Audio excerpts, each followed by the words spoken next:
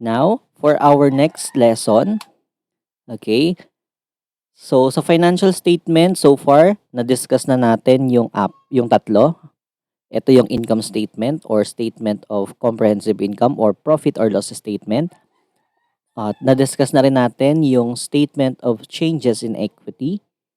And yung pinaka-recent nating topic is about statement of financial position or balance sheet. So may natitira pa tayong dalawa which is statement of cash flow and notes to financial statement. Now for this video, i-discuss natin yung financial reports about statement of cash flows.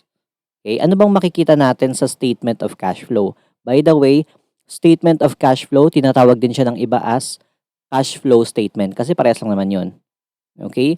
Now, statement of cash flow, ano po ang makikita natin sa statement of cash flow? Now, from the word itself, cash flow, ang makikita natin dyan is yung mga company's movement of cash. Okay? Makikita natin sa statement of cash flow lahat ng movement, lahat ng galaw ng cash natin. When we say movement of cash, when we talk about the movement of cash, it's either cash inflows or cash outflows. Alam naman natin kung ano yung cash inflows eh. When we say cash inflows, ito yung mga cash na pumapasok sa business natin or natatanggap natin or nare-receive natin. And when we say cash outflows, ito naman yung cash ng business na inilalabas nila or mga perang nilalabas ng business. Okay? Yun yung ibig sabihin ng cash flow statement. Makikita natin dyan kung saan napupunta yung mga perang nilalabas natin. Dito rin natin nakikita kung saan naman nanggagaling yung mga cash na pumapasok sa business natin. So, statement of cash flow, sabi dito, this is used by managers in evaluating the past operations and in planning future investing and financing activities. So, sabi dito, itong statement of cash flow na nagagawa natin, ginagamit daw yan ng mga managers, especially kapag nagpaplano sila ng future investing and financing activities. Halimbawa, balak nilang mag-invest sa isang investing companies. Halimbawa, nagpaplano sila ng company's expansion. Now, bakit mahalaga sa mga managers na chine-check nila or ini-evaluate nila yung statement of cash flow if meron silang mga balak? Halimbawa, balak nilang mag-invest or balak nila na magtayo ng another branch or magkaroon ng company's expansion, bakit kaya tinitignan yan ng mga managers natin?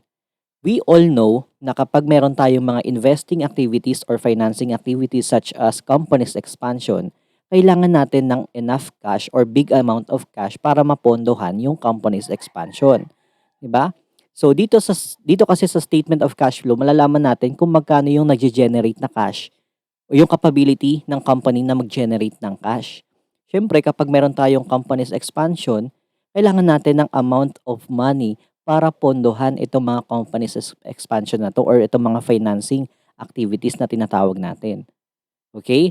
Mahirap naman kasi na magkaroon ka ng mga financing activities. Halimbawa, company's expansion, balak nyo magkaroon ng company's expansion, pero wala kayong enough cash. So, syempre, hindi nyo mapopondohan yung mga financing activities or mga investing activities na yan. So, kaya china-check muna ng mga managers yung kanilang cash position, if kaya bang mag-generate ng cash or kaya ba ng mga business na to or ng business niya na mag-generate ng enough cash para ma-cover or para mapondohan yung mga uh, financing activities or investing activities na pinaplano nila in the future. Okay? Also, statement of cash flow is used by external users such as investors and creditors to assess the company's profit potential and ability to pay its debt and pay dividends. Now, itong mga managers, alam naman natin yung mga managers, yung mga owners, sila yung mga internal users. Okay? Understood na para sa atin na alam na natin kung bakit kailangan ng mga internal users na makita yung statement of cash flow nila kasi since sila yung nagmamanage ng business, sila yung nag-implement ng mga financing at saka investing activities, di ba? Now, syempre, hindi lang naman sa mga internal managers itong mga financial reports natin. Okay? Itong mga financial reports or itong mga financial statement natin, especially yung cash flow, hindi lang na yan ginagamit ng mga internal users. But also, ginagamit din yan ng mga external users kagaya daw ng mga investors, creditors, or lenders. Now, bakit kaya tinitignan ng mga investors or bakit naman tinitignan din ng mga creditors yung statement of cash flow ng company kung saan nila balak mag-invest or balak nilang pautangin? Now, pag-usapan muna natin yung investors. Kapag tayo ay investors, 'di ba? Tayo yung nagbibigay ng funds sa company. Halimbawa, bibili tayo ng stocks nila, bibili tayo ng bonds nila, ganun. Okay? Now, kapag tayo ay bumili ng stocks, syempre, meron tayong return na inaasahan. Ano yung return na inaasahan natin kapag bibili tayo ng stocks? 'Di ba? Ito yung mga dividends, cash dividends, at saka increase sa sales or sa share price ng stocks na binili natin. O syempre, as investor, hindi ka naman pwede na mag-invest lang kung kani-kaninong company. Siyempre, pera yung pinag-uusapan natin diyan, eh, 'di ba? Now, kapag investor ka or kapag ikaw ay isang shareholder, gusto mong ma-assess yung company's profit potential, if kaya ba ng mga companies na 'to na ibalik yung mga investment na nilagay natin sa business nila. Lalago ba yung perang ininvest natin sa kanila? Yan, kaya chine-check yan ng mga investors. Now, bakit naman kailangan din ng mga creditors na makita yung mga financial statement ng company? Especially yung cash flow daw. Now, alam naman natin ang mga creditors at lenders, sila yung nag-extend ng credit or sila yung nagpapautang sa mga kumpanya. Now, since sila yung nagpapautang sa company, syempre gusto nilang ma-assess if may ability ba na magbayad ng utang itong mga companies na uutang sa kanila. 'Di ba? Hindi ka naman pwede magpautang kung kani-kaninong mga companies, eh.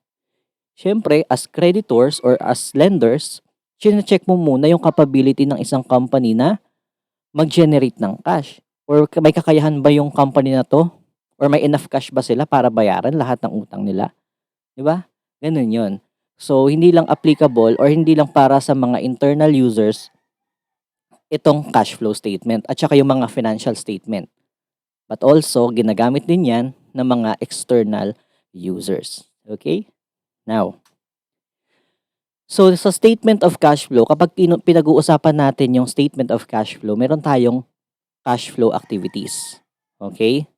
Pag sinabi nating types of cash flow activities, dito kasi natin makikita kung saan nanggagaling at kung saan naman napupunta yung mga cash na nilalabas natin at mga cash na pumapasok sa atin.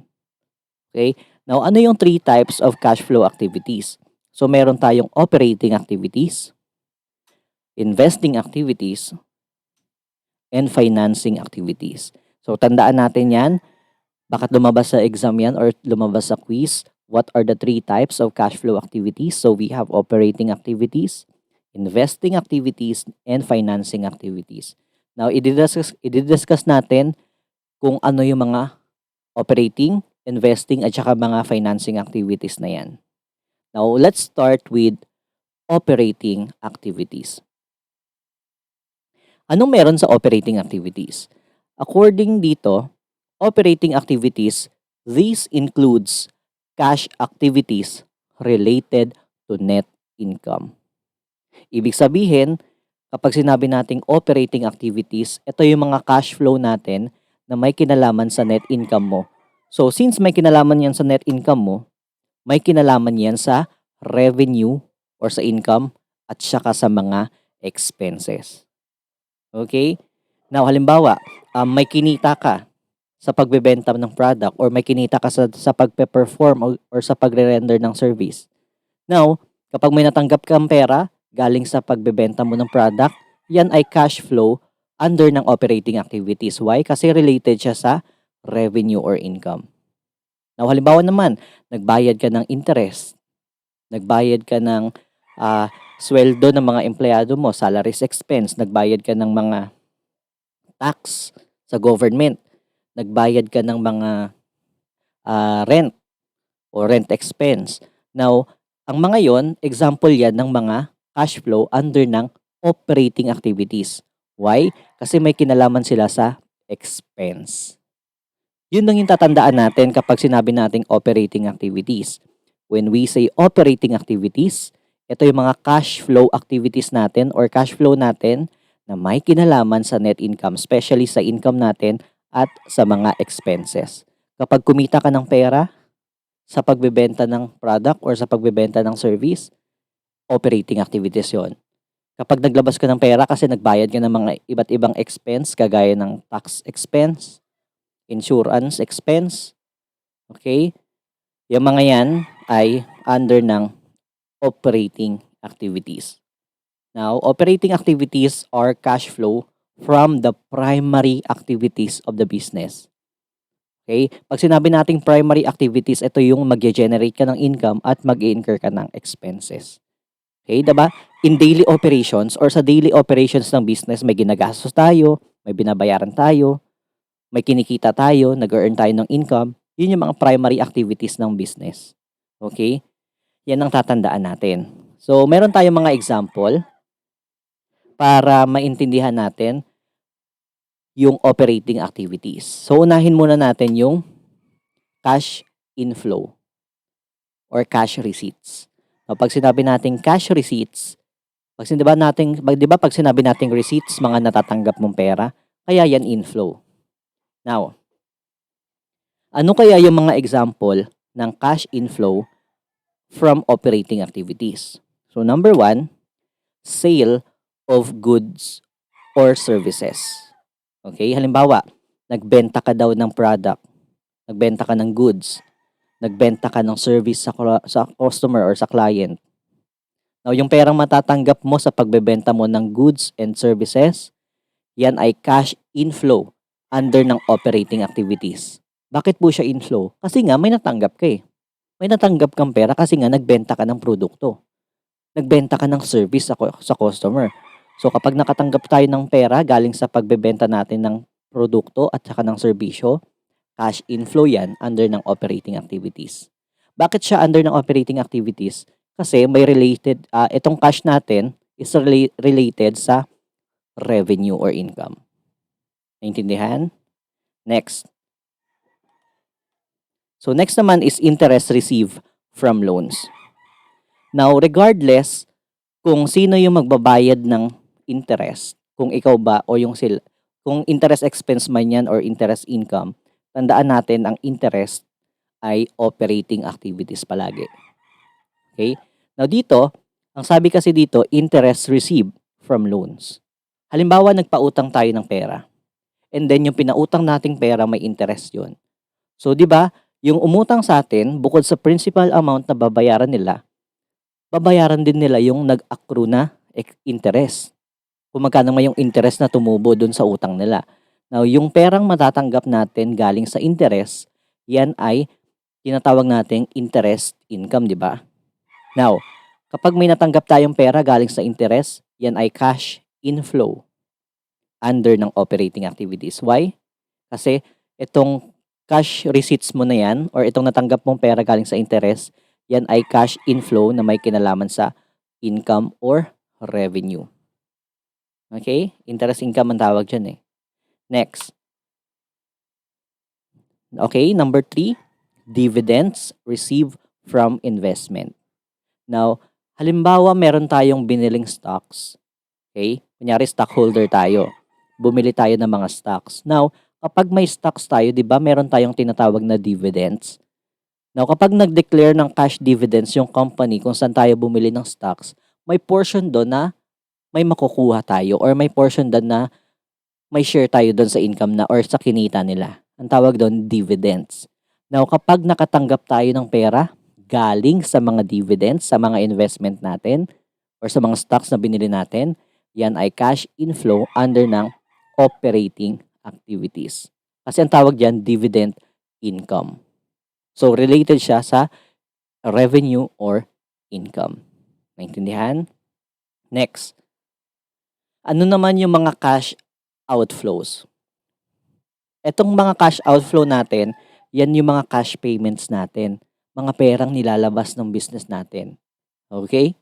Now, ano yung mga example ng mga cash outflow natin under ng operating activities?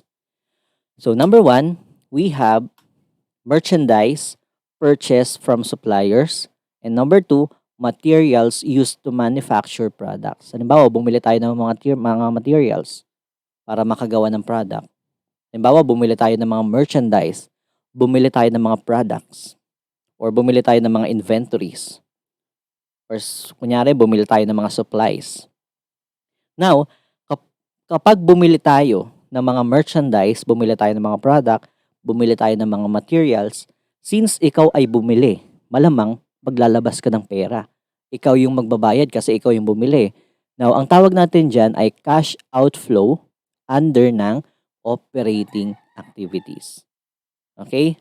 Halimbawa, bumili ka ng mga supplies, bumili ka ng mga materials or ng inventory, yan ay cash outflow from operating activities kasi ikaw yung bumili.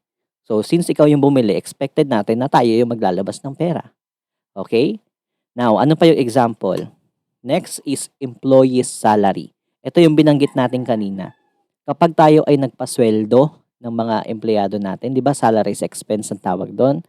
Now, yan ay under ng cash outflow under ng operating activities.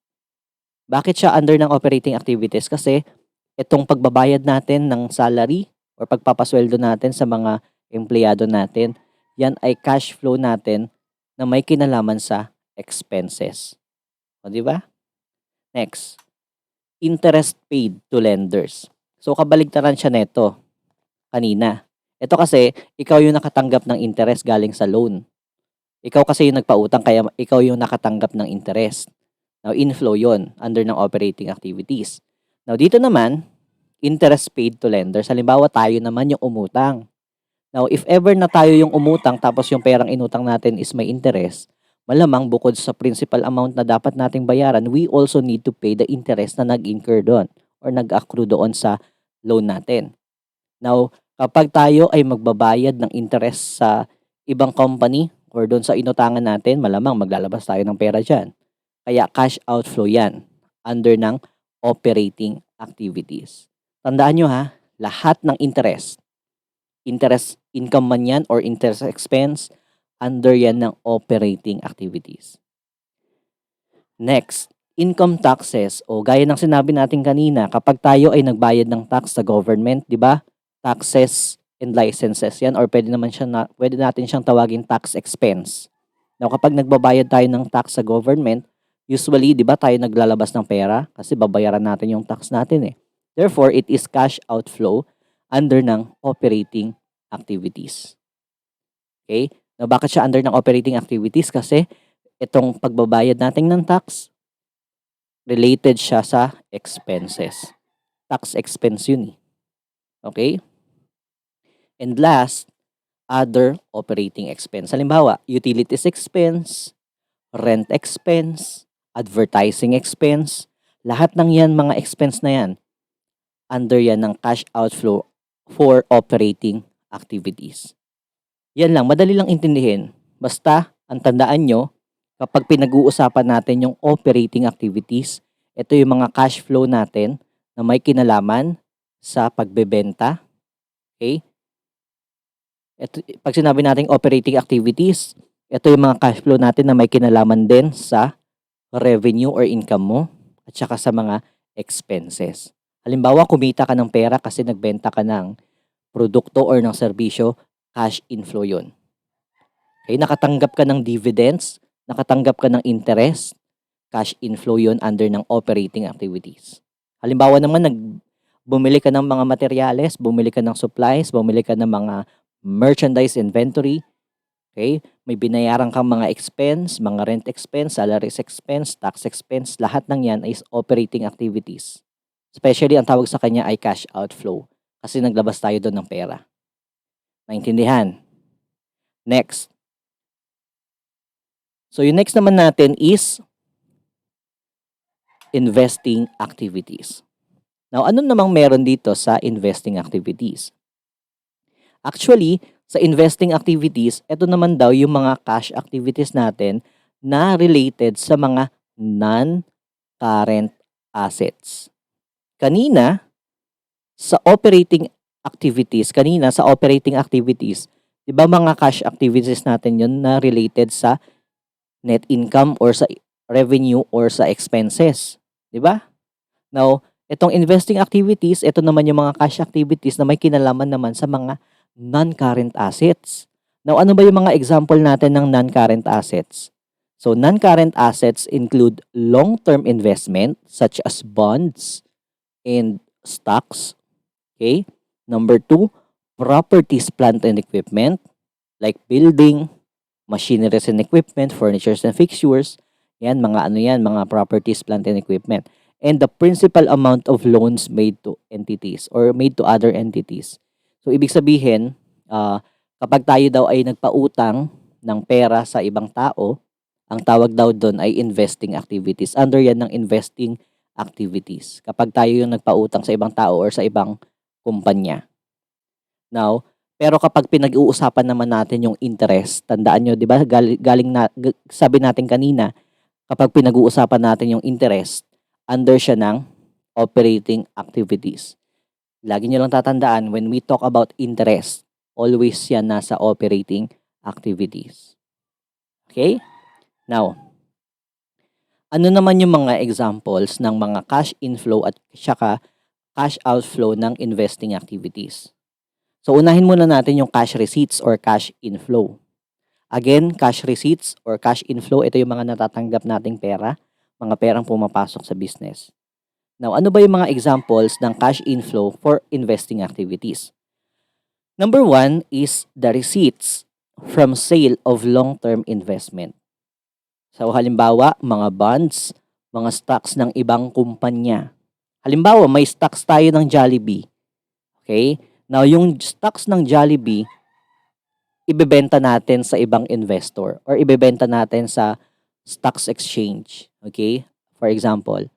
Now, kapag nabenta natin yung mga stocks na hawak natin galing sa ibang kumpanya, halimbawa, di ba kanina, sabi natin, may mga stocks tayo ng Jollibee. Now, kapag ibebenta natin yung mga stocks ng Jollibee na yan, yung sales doon, or yung proceed doon, or yung matatanggap nating pera doon, sa pagbebenta natin ng stocks, yan ay cash inflow under ng investing activities. Okay? Now, receipts from sale of properties, plant, and equipment. So, for example, may mga property ka na hindi ginagamit. Okay? Kunyari, may building ka na hindi ginagamit. Now, binenta mo yung building na yon. Now, yung proceeds mo or yung receipts mo doon sa pagbebenta mo ng building mo or ng property mo, ang tawag doon, cash inflow under ng investing activities. Okay? Halimbawa, nagbenta ka ng sasakyan mo, nagbenta ka ng lupa, yan. Yung perang makukolekta mo doon o yung perang matatanggap mo sa pagbebenta ng mga property mo, ang tawag doon is cash receipts or cash inflow under ng investing activities. Okay? Mga ano yan, mga non-current assets yan. Kaya tandaan nyo lahat ng may kinalaman, lahat ng cash activities or cash flow na may kinalaman sa non-current assets, under yan ng investing activities. Okay? Next. So, collection of principal amount of loans made to other companies. Now, halimbawa, nagpautang tayo ng pera sa company or nagpautang tayo ng pera sa ibang kumpanya, sabi ko. Now, kapag tayo ay nagpautang sa ibang kumpanya, di ba dapat bayaran nila yung principal amount? Now, by the time na magbabayad na yung ibang kumpanya na umutang sa atin, halimbawa, umutang sa atin yung ABC company. Now, itong ABC company na to, once na magbayad tong ABC company sa atin ng utang nila, yan ay tinatawag nating cash receipts or cash inflow under ng investing activities. Malamang kasi nga, may nakolekta tayong pera eh. Saan galing yung nakolekta nating pera? Galing yun sa inutang nila sa atin. Okay? Galing yun sa loans na inutang nila sa atin. Investing activities yun. Cash inflow yun kasi nga may nakolekta ka. Okay? Next.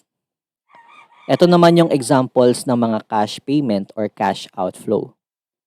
Now, bakit ba tayo nagkakaroon ng cash outflow under ng investing activities? So, number one, payments from purchase of long-term investments such as bonds and stocks of other company. Kanina, kanina, 'di ba nagbenta tayo ng mga stocks ng Jollibee, kaya cash inflow 'yon. Ngayon, sa cash outflow, tayo naman yung bumili ng mga stocks or ng mga long-term investment. Halimbawa, bumili tayo ng stocks ng Globe, bumili tayo ng stocks ng Google. Now, kapag tayo yung bumili, malamang tayo yung magbabayad. Malamang may ilalabas tayong pera, kaya outflow yun. Okay? Now, kapag tayo ay bumili ng stocks or bumili ng stocks ng ibang kumpanya, sabi nga natin, bumili tayo ng stocks ng Globe, bumili tayo ng stocks ng Jollibee. Now, yung perang ilalabas natin, yan ay cash outflow. Under siya ng ano?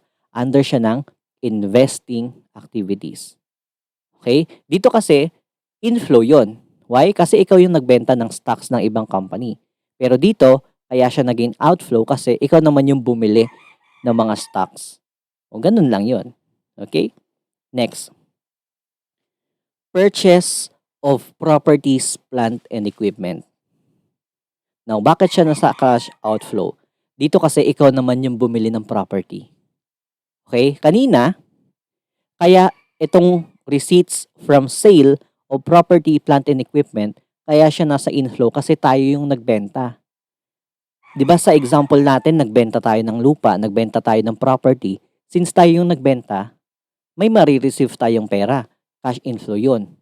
Now dito, once na tayo naman yung bumili ng mga property, halimbawa bumili tayo ng sasakyan, bumili tayo ng kotse, bumili tayo ng lupa, bumili tayo ng building. Now since tayo yung nag-purchase, tayo yung bumili, maglalabas tayo ng pera dyan. Yan ay cash outflow under ng investing activities. Okay? And last, providing loans to other entities. Now, ano ibig sabihin ng providing loans to other entities? Nagpautang tayo sa ibang kumpanya. Sir, bakit outflow yon? Malamang, di ba magpapautang ka? Since magpapautang ka, maglalabas ka ng pera para pautangin siya. O kapag naglabas ka ng pera, di ba outflow yon? Now, kapag ikaw ay nagpautang sa ibang kumpanya ng pera, cash outflow yon under ng investing activities. Now, kapag magbabayad na itong company na to na umutang sa atin, magiging cash inflow na yan kasi may makukolekta na tayong principal amount of loans. Okay? Dito kasi kanina, nakakolekta tayo ng pera galing sa loans na umutang sa atin na ibang company. Okay? Kaya inflow yon. Pero dito, since papautangin pa lang natin sila, okay? Halimbawa, nagpautang tayo sa ABC company. Since magpapautang tayo dyan sa company na yan, kailangan natin maglabas ng pera para mabigay natin yung pera sa kanila para mapautang natin sila. Outflow yon under ng investing activities. Pero by the time na magbabayad na itong ABC company sa atin, malamang may makokolekta na tayo, yan ay cash inflow na under ng investing activities.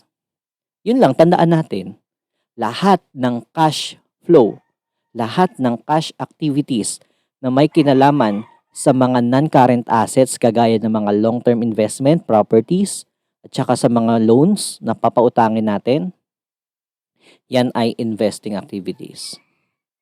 Halimbawa, nagbenta ka ng lupa, nagbenta ka ng stocks, bumili ka ng stocks, bumili ka ng property, nagpautang ka, natanggap mo na yung utang, lahat yan ay investing activities. Naintindihan? Lahat ng yan may kinalaman sa non-current assets. Now, next natin is yung panghuling types of cash flow activities, which is the financing activities. Now, ano namang meron dito sa financing activities? Financing activities, it includes cash activities related to non-current liabilities and owner's equity naman. Kung sa operating, di ba, natatandaan nyo yung kanina nating diniscuss, sa operating activities, ito yung mga cash flow natin na may kinalaman sa income at expenses. Yung investing activities naman, ito yung cash flow natin or cash activities natin na may kinalaman sa non-current assets. Now, when we talk about financing activities, ito naman yung mga cash flow natin or cash activities natin that is related to non-current liabilities and owner's equity. Utang, mga long-term liability or non-current liabilities and owner's capital or owner's equity. Now, non-current liabilities and owner's equity items includes the principal amount of long-term debt, stock sales and repurchase, dividend payments. Yan yung mga example natin ng mga non-current liabilities and owner's equity. Okay? So mamaya i-discuss natin yan isa-isa. Now, please take note na yung interest na babayaran natin para sa mga long-term debt is included in the operating activities. 'Di ba? Paulit-ulit natin sinasabi kanina yan. Lahat ng interest na pag-uusapan natin, interest income or interest expense, basta interest yan ay under ng operating activities. Now, ano yung examples ng mga financing activities? So, unahin natin yung cash inflow or cash receipts. Now, nagkakaroon daw tayo ng cash inflow under ng financing activities kapag, number 1, nag-invest yung owner ng cash. Okay? Now, for example, nag-invest ng pera yung may-ari ng business. Now, kapag nag-invest ng pera yung may-ari ng business, malamang may matatanggap yung business na additional cash. Okay? Kasi nag-invest siya, nagdagdag siya ng pera sa business eh. Diba? Now, yan ay cash inflow na under ng financing activities. Now, bakit siya under ng financing activities? Kasi yung investment from owners, itong investment from owners or cash investment from owners, yan ay under ng owner's equity. May kinalaman yan sa capital or equity na may-ari kasi nag-invest siya eh. Okay? Now, another. Magkakaroon tayo ng cash inflow under ng financing activities kapag meron daw tayong natanggap na pera galing sa bangko. For example, umutang tayo, loans with bank. Halimbawa, umutang tayo ng pera sa Metro Bank. Sabi natin, itong mga loans natin sa bank, usually, mga non-current liabilities yan. Okay, yung mga loans natin sa bangko, mga utang natin sa mga iba't ibang bangko, non-current liabilities yan. Okay? Now, kapag umutang tayo ng pera sa bangko, bakit kaya siya cash inflow or bakit siya cash receipts? Malamang kasi umutang ka sa bangko. Now, kapag pinautang ka ng bangko, syempre may matatanggap ka or may marireceive kang pera, which is kung magkano yung inutang mo. Now, kapag pinautang ka ng bank, yan ay cash inflow under ng financing activities. Okay? Next, receipts from issuance of bonds and receipts from issuance of common stocks. Now, in our finance subject, ang sabi natin, kapag ang company ay nangangailangan ng immediate cash or immediate funds, pwede silang mag-issue ng bonds or pwede silang mag-issue ng stocks para magkaroon sila ng pondo. Now, kapag tayo ay nag-issue ng bonds, ibig sabihin, umuutang tayo ng pera sa mga investors. Okay? Babayaran natin sila through payment of principal amount plus the interest, kung magkano man nakalagay sa bonds. Now, kapag tayo naman ay nag-issue ng common stocks, malamang kailangan natin magbayad sa kanila ng mga dividends. Okay? At saka bibigyan natin sila ng slice of ownership. Now, pag-usapan natin itong receipts from issuance of bonds and receipts from issuance of common stock. Sabi natin, if the company is in need of funds or kailangan nila ng pondo, pwede silang mag-issue ng bonds or pwede silang mag-issue ng stocks. Now, kapag nagbenta sila ng bonds or ng stocks, yung mga investors bibili yan. Okay? Now, once na mabili yan ng mga investors, yung perang matatanggap nila sa pagbebenta ng bonds or sa pagbebenta ng mga stocks, yan ay cash receipts or cash inflow under ng financing activities. Ang bonds, may kinalaman yan dito sa non-current liabilities. Ang common stock, may kinalaman yan sa owner's equity. Okay?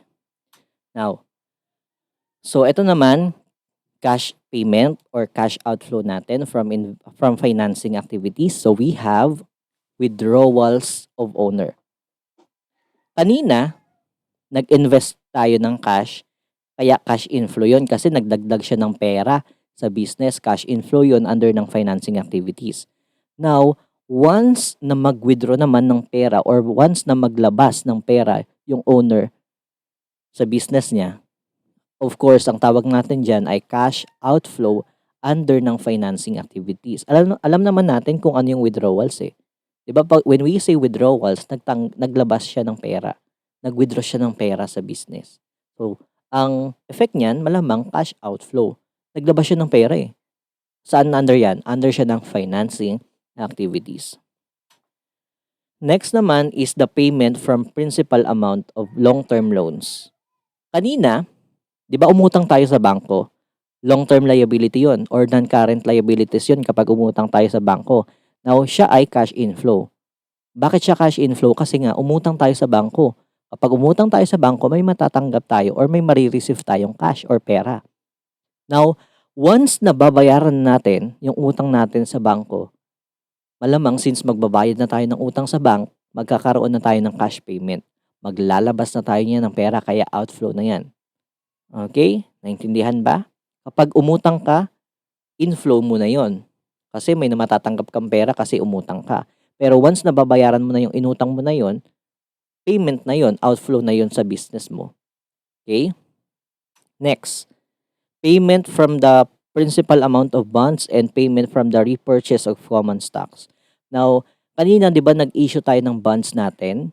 Now, kapag nag-issue tayo ng bonds at nabili yan ng investors, ibig sabihin may utang tayo dun sa investors na yan kaya kailangan natin silang bayaran.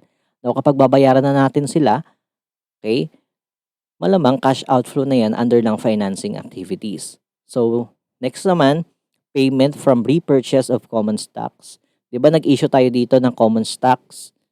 Okay, nag-issue tayo ng stocks ng kumpanya natin kaya cash inflow yan kasi may matatanggap tayong pera sa pagbebenta ng stocks natin. Now, kapag i-repurchase natin yung mga common stocks na nilabas natin, kapag bibili natin yan ulit, malamang since payment yan or bibili natin ulit yung mga common stocks na yan, magiging outflow yun kasi kailangan nating bayaran. Kailangan natin bilhin yung mga or i-repurchase yung mga stocks na inilabas natin. Okay, outflow po yun under ng financing activities. And last, payments of cash dividends. Halimbawa, tayo corporation tayo, tapos may mga stockholders tayo. Now, kapag kumita yung business natin at nag-declare tayo ng cash dividends, yung cash dividends na yan, babayaran natin sa mga stockholders na yan kasi may share sila dyan sa kinita natin eh. Now, since magbabayad tayo ng cash dividends sa kanila, malamang maglalabas tayo niya ng pera, cash outflow yun. Okay? Bakit tayo maglalabas ng pera? Kasi nga babayaran natin yung cash dividends nila. Babayaran natin yung share nila doon sa kinita natin. Halimbawa, 100 million yung kinita natin. So, sa 100 million na yan, yung mga stockholders natin, may portion sila na makukuha dyan. So, kailangan natin silang bayaran ng dividends. Okay? Kapag nag-declare tayo ng cash dividends. Now, since magbabayad tayo ng cash sa kanila, maglalabas tayo ng pera dyan. Kaya cash outflow under ng financing activities. Okay?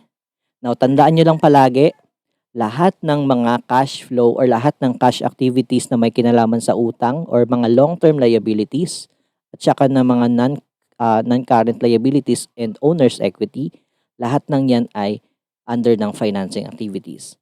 For example, nag-invest yung may-ari, nag-withdraw yung may-ari ng pera, umutang siya sa bangko, nagbayad siya ng utang sa bangko, bumili siya ng nag-issue siya ng bonds or nag-issue siya ng stocks.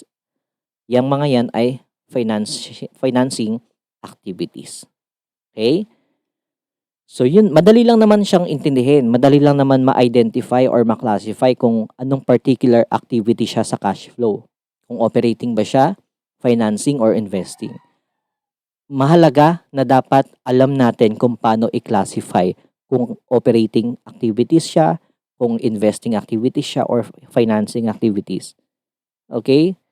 Huwag tayong malito. Now, para ma-summarize natin or para mas madali nating maintindihan at mas madali nating matandaan yung tatlong activities na yan. So, meron tayong summary. So, sabi natin sa operating activities, ito yung mga cash flow natin na may kinalaman sa revenue or income tsaka sa mga expenses. Kasama na rin dyan yung mga gains or losses. Now, yung pag sinabi naman nating investing activities, Ano yung mga investing activities? Ito yung mga cash flow natin that is related to long-term asset or non-current assets. Okay? And last, yung financing activities, ito yung mga cash flow natin or cash activities that is also related sa ano naman, sa mga long-term liabilities and owner's equity. So yan yung mga 3 types of cash flow activities natin. Now, sa cash flow or sa statement of cash flow, meron tayong 2 methods na ginagamit. Okay? So ano yung 2 types or 2 types of method na ginagamit natin sa cash flow statement? Meron tayong direct method and indirect method. Sabi nga natin, kapag nagpe-prepare tayo ng financial statement or financial reports, may iba't iba tayong presentation kung paano ginagawa or paano natin pine-present yung mga financial reports na yan. Now, sa cash flow, meron tayong dalawang method, which is direct method and indirect method. Now, when we talk about direct method, it is also known as income statement method. Tandaan niyo yan, lalabas yan sa quiz or sa exam. When we talk about direct method, it is also known as income statement method. Now, so direct method simply list the cash amount received and paid by the corporation. So, ang ginagawa natin sa direct method, lahat ng mga cash flow natin, lahat ng mga cash inflow natin, pinagsama-sama natin yan. At lahat ng mga cash outflows natin, pinagsama-sama natin yon. Okay? And then, when the direct method of presenting a corporation cash flow from operating activities is used, the amount of net income is not the starting point. Okay? Kapag kukumputin daw natin yung total cash natin at the end of the year, hindi daw natin ginagamit yung net income as starting point. Now, madidiscuss natin later kung bakit hindi net income yung gagamitin. Now, what is indirect method? Indirect method, also known as reconciliation method. Okay? Huwag kayo malilito sa dalawa ha. Direct method, income statement method din yung tawag dyan. Sa indirect method, pwede siyang tawaging reconciliation method. Now, ano pong ginagawa natin sa indirect method? So, indirect method, the section of statement of cash flow will begin with a corporation's net income. Now, para daw ma-compute natin yung total cash natin or total cash balances natin at the end of the year, so mag-start daw tayo ng computation sa net income. Kaya sabi dito sa direct method, hindi daw sila nag-start sa net income. Pero dito sa indirect method, yung computation natin ng cash flow is mag-start tayo sa net income. Now, in your accounting or in accounting sa atin, madidiscuss dyan kung ano yung paano gumawa ng direct at saka ng indirect method na cash flow. Okay? Now, so dito sa indirect method, the income statement or the income statement, in indirect method, the net income is then followed by the adjustment needed to convert the accrual accounting net income to the cash flow from operating activities. Now, para mas maintindihan natin at ma-visualize natin kung ano ba yung pinagkaiba ng direct sa indirect method. So, meron tayo ditong figure or meron tayong picture. Now, ma-identify kasi natin dito or malalaman natin kung ano bang difference kapag direct method or indirect method yung ginamit ng company. Now, sabi natin, direct method is also known as income statement method. Bakit kaya sinawag siyang income statement method? Kasi sa direct method, kagaya siya ng income statement kung paano mag-present. Natatandaan niyo ba yung income statement na na-discuss natin nung mga naunang lesson natin? So dito sa direct method, para siyang income statement. Bakit? Kasi yung mga inflow natin, pinagsama-sama natin, lahat ng cash outflow natin, pinagsama-sama natin. Okay? Gagaya sa income statement, 'di ba sa income statement lahat ng income pinagsama-sama mo? Tsaka sa income statement, lahat ng expenses pinagsasama-sama mo or sinasummarize mo. Ganon din dito sa direct method. Lahat ng cash inflow mo naman, tinototal mo or pinagsama-sama mo. Dito rin, lahat ng cash outflow mo naman, tinototal mo lang din. Okay? Now, After nyo ma-compute yung total cash inflow, which is 3 million, and after mo ma-total lahat ng cash outflow natin, which is 916,000, so ima-minus mo lang yung dalawa, gaya ng sa income statement. Kaya nga siya tinawag na income statement method, itong direct method eh. Kasi para siyang income statement. Okay? The way natin, or yung the way ng process na ginagawa natin sa income statement, ganun din yung ginagawa natin sa direct method. Now, after natin ma-compute yung total cash inflow, ima-minus na natin yung total cash outflow. So, cash inflow minus cash outflow, makukompute na natin yung total cash balances at the end of the month or at the end of the year. So, which is 2,084,000. Okay, ganyan lang sa direct method, napakasimple lang.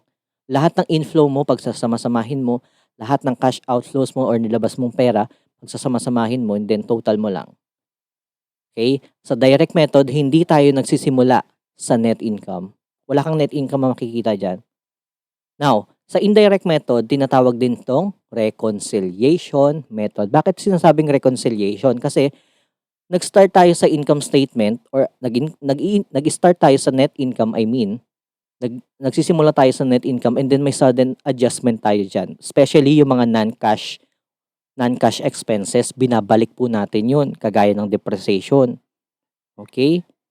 Now, dito, kung mapapansin nyo sa indirect method, nag-start tayo sa computation with net income. And then may sudden adjustment tayo dito. So, discuss naman yan sa accounting natin kung paano gumawa ng direct at saka ng indirect method. Now, as you can see, parehas lang naman sila ng balances at the end, 2,084,000. Yun nga lang, magkaiba lang sila ng presentation or magkaiba lang sila ng method na ginamit. Okay?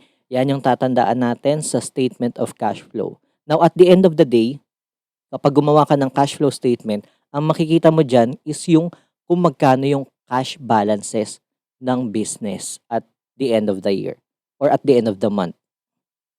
Okay? Or for a particular period.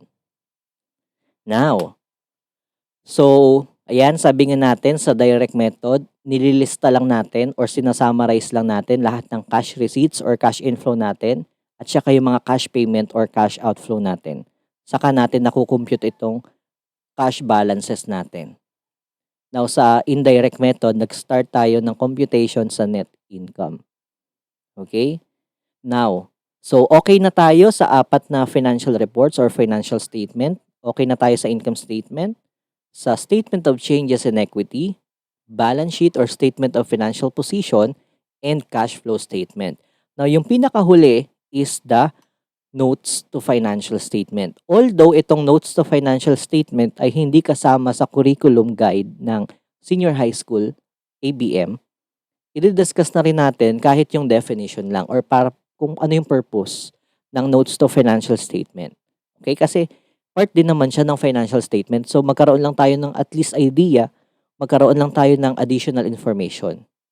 Now, notes to financial statement are the supplemental notes that are included with the published financial statement of the company. So, from the word itself, notes, ito yung mga supplemental notes that supports your financial statement. Okay, sinusuportahan ng mga notes to financial statement itong mga nagawa nating income statement, balance sheet. Okay? Now, the notes are used to explain the assumption used to prepare the numbers in the financial statement as well as the accounting policies adopted by the company. Now, notes to financial statement help the different type of users such as financial analysts and investors to interpret all the numbers added in the financial statement. Kaya nga sinabing supplemental notes eh. Kaya nga sinabing notes to financial statement, it supports your financial statement or financial report such as income statement, balance sheet, cash flow statement, etc. Okay? So, ito yung itsura ng ating notes to financial statement. So, meron tayong note 1, note 2, note 3 kasi dyan natin ina-explain kung ano yung mga assumption na ginagamit ng company, kung anong method yung ginagamit ng company, ano yung treatment nila dito, kung ano yung mga policies na ginagawa na or accounting policies na ginagamit nila or ina-adapt nila. Yan, makikita natin yan lahat sa notes to financial statement. Okay? It is only the supplemental notes that supports your financial statement. Okay? Now, okay na tayo, na-discuss na natin lahat ng ating financial reports or financial statement. Now, at the end, yung pinaka-bottom line natin dito, kaya tayo nagpe-prepare or kaya tayo gumagawa ng financial statement, ano ba yung purpose niya? Yun yung alamin natin. Now, alam naman natin na yung objective ng financial statement is to provide quantitative information about the financial position, financial performance, and the changes in the financial position of an enterprise that is useful to a wide range of users in making economic decisions. Now, this definition is according to IASB framework. Okay? So, sinasabi lang dito na yung primary purpose or yung primary objective kaya natin ginagawa itong financial statement or itong mga financial reports para makapag-provide tayo ng quantitative information. Now, ano yung tinutukoy nating quantitative information? Diba more on numbers tong mga financial statement? So, yung tinutukoy dito na provide quantitative information para ma-determine natin yung financial performance, yung financial position, yung changes in the financial positions ng company. Now, itong mga financial statement na to, itong mga financial reports na yan, it is useful para sa mga internal and external users when they are making economic, business, and financial decisions. Diyan sila nakabase. Diyan sila nakadepende sa mga financial statement kung ano yung mga susunod nilang gagawin or sa mga decisions na gagawin nila when it comes to business or when it comes to financial decisions. Okay? Now,